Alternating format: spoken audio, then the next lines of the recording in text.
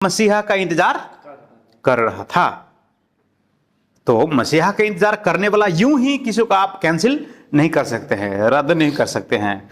हम लोग में कोई है इधर, हम लोग इधर का धर्म में कोई मसीहा का इंतजार कर रहा है? हमको लोग नहीं कर रहा है मसीहा का।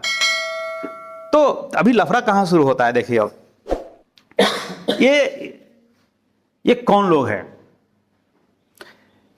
पहले का समय में जब कॉलोनाइज होता था, ये जैसे इंडिया को या और देश को ब्रिटिश लोग क्या किया था, कब्जा किया था, अपना अधीन में रखा था।